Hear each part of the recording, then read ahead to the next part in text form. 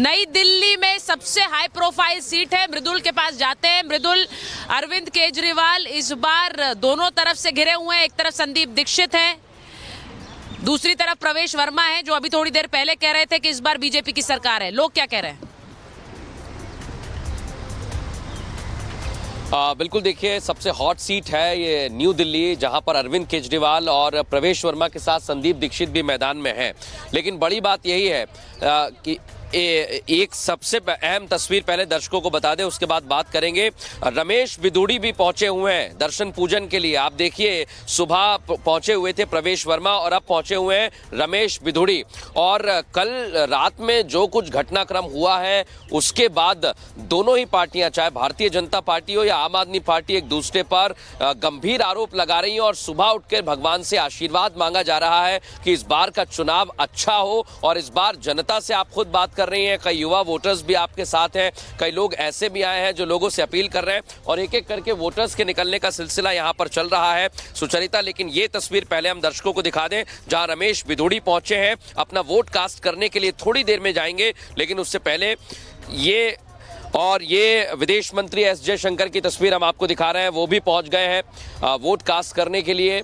बड़ी संख्या में ऐसे ही तस्वीर हम सुबह से देख रहे हैं। धीरे धीरे जैसे जैसे सूर्य चढ़ेगा वैसे वैसे बड़ी संख्या में मतदाता भी अपने घरों से निकलेंगे अपना वोट कास्ट करने के लिए। लेकिन सुबह से हम देख रहे हैं भारतीय जनता पार्टी की तरफ से जो उम्मीदवार हैं वो पहुंचे हुए हैं मंदिर, अलग अलग जगह। और कुछ लोग इस समय हमारे साथ मौजूद हैं, उनसे भी हम बात करने की कोशिश करेंगे।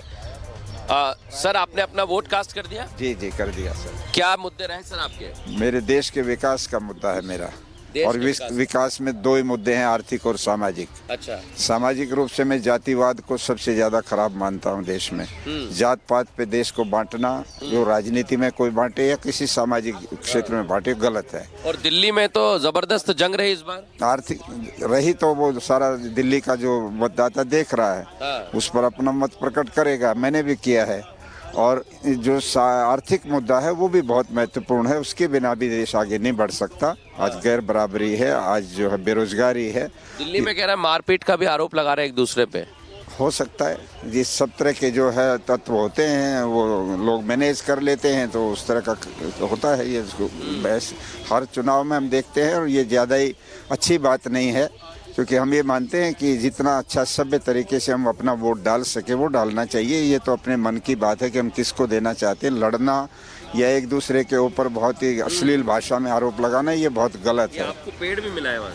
ये पता है, अंदर तो पार्टी ने नहीं दिया मुझे पेड़, पर बाहर कुछ लोग थे और कौन थे मैं नहीं जानता, उन्होंने बुलाया और अपने सिग्नेचर लेकर के मेरा फोन नंबर ले लिया। अच्छा। कहा कि हम आपको ये दे रहे हैं। मैं कहा चलिए अच्छा है, पौधा है। इस चुनाव में सुचरिता सबसे अहम तस्वीर ये है कि कई गंभीर आरोप ऐसे लगे कि पैसे भी बांटे जा रहे हैं। वोटर्स कह रहे हैं हमें कुछ नहीं मिला पार्टी से, लेकिन हाँ एक छोटा सा पौधा मिला है वोट कास्ट करने के बाद। तो ये तस्वीर अभी हम न्यू दिल्ली से देख रहे हैं। अलग अलग पोलिंग स्टेशन है, अलग अलग तस्वीर आप तक हमारे तमाम सहयोगी पहुंचा रहे हैं। सुचरिता, आप तस्वीरें दिखा रहे हैं और बड़ी टीम ग्राउंड जीरो पर मौजूद है। हर तस्वीर दिखाने के लिए हमारे साथ विशेष पैनल भी जुड़ गया है। आपको स्टूडियो में चंद्र प्रकाश जी दिख रहे हैं, सीनियर जर्नलिस्ट। सर, बहुत स्वागत है आपका। हर्ष दहिया जी भी हमारे साथ जुड़ चुके हैं, पॉलिटिकल एनालिस्ट। और साथ ही हमारे साथ प्रेम कुमार है, सीनियर जर्नलिस्ट। हर पहलू को हम इनके साथ समझने की कोशिश करेंगे। शुरुआत सर आपसे ही कर रही हूँ चंद्र प्रकाश जी। अभी जो हमने देखा इस चुनावों में मुद्दे अलग अलग छाए रहे, लेकिन आखिर में जो सबसे ज्यादा जनता के दिमाग में चला वो है यमुना का, क्योंकि यमुना को लेकर बहुत ज्यादा लंबा ड्रामा चल गया। देखिए, यमुना एक विषय है जिसको सबसे पहले खारिज किया था केजरीवाल ने, ये कह के कि यमुना वोट नहीं दिलाती। लेकिन यमुना वोट दिलाती है, ये आते केजरीवाल को भी समझ में आ गया। वो सारी नौटंकी की यमुना में जहर मिला दिया, हमने रोक दिया, इस तरीके की बातें वो करने को मजबूर हुए।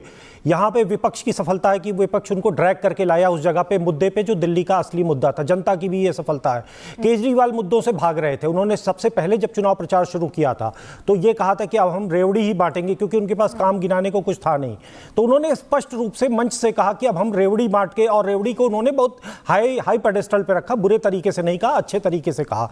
और ये कहा कि रेवड़ी जो है जनता को हम उसका भला कर रहे हैं। और जब वो अंत में यमुना पीने के पानी, शहर की टूटी सड़कें जो जिसपे लोगों की हालत खराब है। आज दिल्ली के ऐसे ऐसे क्षेत्र हैं जहां पे आप गाड़ी लेकर जा नहीं सकते हैं, वहां पे आप अस्पताल में कोई बीमार पड़ जाए, ये बात हम पहाड़ों की सुना करते थे, आज दिल्ली में बहुत सारे क्षेत्र हैं जहां पे आप बीमार को अस्पताल नहीं ले जा सकते। ठीक है, प्रेम कुमार जी भी हमारे साथ हैं। प्रेम कुमार जी, देखिए, एक है जो विकास मॉडल लेकर चल रहे हैं, एक है शिक्षा मॉडल लेकर चल रहे हैं, लेकिन मुझे लगता है कि यमुना का जो मुद्दा है इस बार काफी हावी रहा है। तो क्या लगता है आपको कि अरविंद केजरीवाल के लिए ये सेल्फ गोल साबित होगा या मास्टर स्ट्रोक साबित होगा और जनता को ये मुद्दा प्रभावित करेगा? देखिए, एंटी इनकम्बेंसी तो दिखेगी, 3 बार की सरकार है तो एंटी इनकम्बेंसी दिख भी रही है, लेकिन दिल्ली की जनता ने को विकल्प क्या है? दिल्ली की जनता तो देख रही, बीजेपी भी सत्ता में है, सबसे ज्यादा पावर बीजेपी के पास है, एलजी उनके पास है, पुलिस उनके पास। आज दिल्ली की जनता निकले, you have always been an early voter. I have been an early voter, a Delhi voter, and I think the public is in a mood for change. So what are the issues that are important? चश्मा ही तोड़ दिया यार, पागलपन है। विदेश मंत्री S Jaishankar जिन्होंने अपना वोट कास्ट कर दिया है। प्रेम कुमार जी, एक बार फिर से आप अपनी बात को कंटिन्यू करिए, फिर उसके बाद हर्ष दहिया जी के पास जाऊंगी। जी, तो मैं कह रहा था कि दिल्ली में एक ऐसी विधानसभा है, ऐसा स्टेट है जहां पर कि 2 सरकारें काम करती हैं। ऐसा नहीं कि एंटी इनकम्बेंसी सिर्फ आम आदमी पार्टी के लिए होगा, एंटी इनकम्बेंसी बीजेपी के लिए भी होगा, जो गैर निर्वाचित होकर के भी ज़्यादा पावर रखती है। तो वो आज का दिन जो है, और इस चुनाव का जो नया पहलू है, बीते 2 चुनावों से अलग कांग्रेस का इसमें ट्रायंगल बनाना है। तो कांग्रेस का ट्रायंगल इस पूरे चुनाव को बदलता है और उसी से वोट परसेंटेज और सीटें हैं जो डिसाइड होंगी। इसलिए आज ये देखना ज़रूरी है कि वोट किस तरह से डल रहे हैं, उसका नेचर क्या है, क्या डबल 2 सरकारों की एंटी इनकम्बेंसी देख के वोट पड़ रहे हैं। और बहुत ज्यादा इंतजार प्रेम कुमार जी करना भी नहीं होगा, क्योंकि आज 5 तारीख और 8 तारीख तक आते आते ये पता चल जाएगा कि कौन किस पर हावी रहता है। लेकिन इस बीच एक जानकारी आपको दे देते हैं, जहां उम्मीदवार अमानतुल्लाह के खिलाफ केस दर्ज हुआ है। आदर्श आचार संहिता का उल्लंघन है और केस दर्ज किया गया है। ओखला के जामिया नगर थाने में ये केस दर्ज कर लिया गया है। हालांकि लगातार वो विवादों में रहते हैं। पिछले दिनों ही उनका एक विवाद सामने आया था कि किस तरीके से उनके बेटे ने एसएचओ से बदतमीजी की थी। हालांकि अब ये आदर्श आचार संहिता के उल्लंघन का मामला है जिस पर केस दर्ज कर लिया गया है। हर्ष दहिया जी, क्या लग रहा है इस बार कौन किस पर हावी रहने वाला है? क्योंकि कई ऐसी सीटें हैं जिस पर उम्मीदवार बदल दिए गए। अब वो जो उम्मीदवार बदले गए हैं, क्या वो वहां से अपनी जीत दर्ज कर पाएंगे? फिर चाहे पटपड़गंज सीट को लेकर के हम बात करें या फिर दूसरी सीटों को लेकर के बात करें। देखिए सुचारिता जी, जो आज दिल्ली में इलेक्शन हो रहे हैं उससे 699 कैंडिडेट्स के भाग्य का फैसला होने वाला है। तो दोनों तरफ से बहुत स्ट्रॉन्ग फाइट है और इसमें हम एक तीसरा एंगल कांग्रेस का भी देख रहे हैं कि कांग्रेस ने दिल्ली में फाइनली वापसी करी है। जिस कांग्रेस को हम मानते थे कि वो दिल्ली में खत्म हो चुकी है, अब लग रहा है कि कांग्रेस में एक तरीके से नई जान आ चुकी है। उससे भी क्या कहते हैं, इस पूरे रिजल्ट पे काफी असर रहने वाला है। और बिल्कुल एंटी इनकम्बेंसी बहुत ज्यादा है, it is at all time high. आप ये देखिए, यमुना का मुद्दा जैसे आप बात कर रहे थे, क्लीनिनेस का मुद्दा जैसे हमने टीवी पे जनता को सुना कि दिल्ली में साफ सफाई है ही नहीं।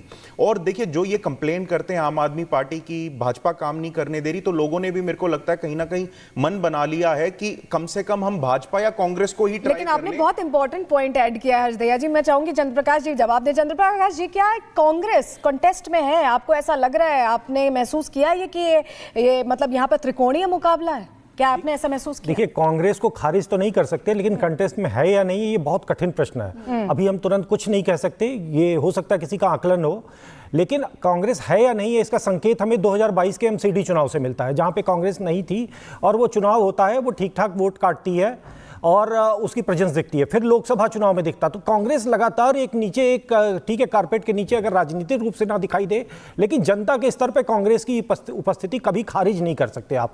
कांग्रेस लगातार बनी हुई है। अब बात यह है कि ये कितना पोलराइजेशन कर पाते हैं इस समय, क्योंकि एक तरह की अगर एंटी इनकम्बेंसी है तो वोट कांग्रेस की तरफ जाएगा, जो कांग्रेस का ही मूल वोट था। और देखिए, कांग्रेस मैं ये मानता हूं, कांग्रेस कभी जीत नहीं सकती दिल्ली में। ये लगता है कि अभी तो अगले 5-10 साल उन्हें बहुत बिल्कुल जरूरत है। बिल्कुल हर्ष दहिया जी, एक वापसी हुई है।